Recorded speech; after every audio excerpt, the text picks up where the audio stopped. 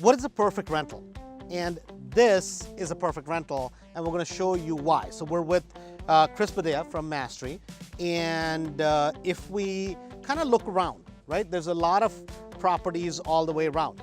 There's a property there, there's a property there. That's not a good rental. That property that I'm pointing to kind of over there, that's a frame house. That's not a good rental.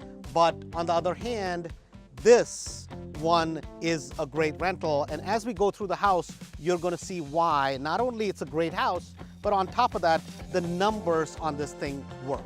So Chris, let's go inside and we'll figure out why we think this is a perfect deal that fits our Mastery standards.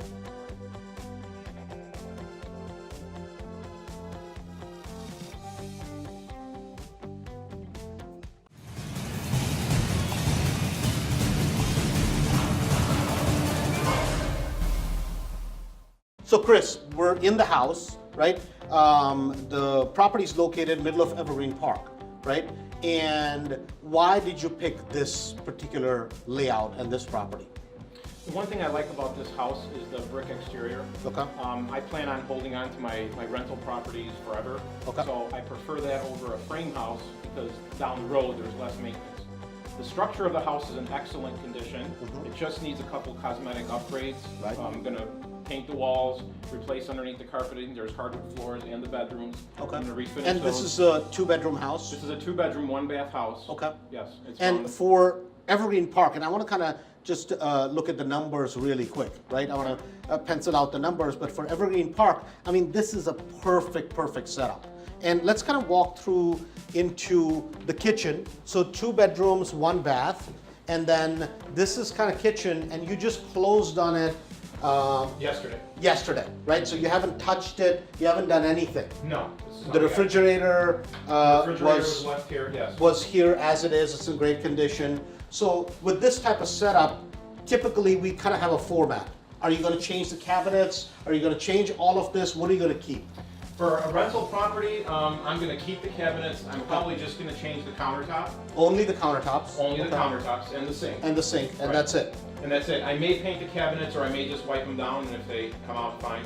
I am going to put some nice flooring down, the vinyl flooring that simulates wood. It'll just Right. kind of match the rest of the house and Okay. update the kitchen's look a little bit. Okay, and now you've kind of boiled your format down to the exact format we use in Mastery, right? Correct. At one time, you would have gone to town with this house, right? Yeah, I mean, it's kind of hard for me to think about leaving cabinets. I mean, the first thing I would have done is gut everything. Right. So I'm trying to get out of that mentality.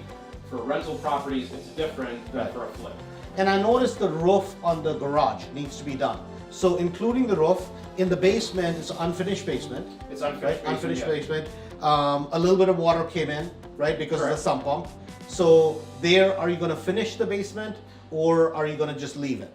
What I'm going to do in the basement is clean it. I'm going to paint the floors and then paint the walls white, and it'll just give it a nice clean look, but Okay. I'm not going to do a full finished basement. Okay, great. So let's go look at some of the numbers, and I think people will see why such a simple house is a perfect rental.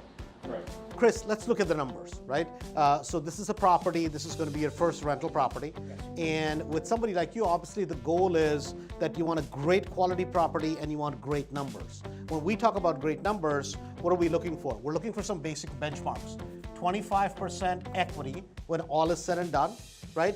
And we want a debt coverage ratio minimum of 1.33. That's the other number we look for. And what we also want is for you want to keep doing these property after property after property, so we want to have infinite return, ideally, right? Ideally, obviously, right? But our target number is 25% and up is what we're trying to hit, right? Based on cash return.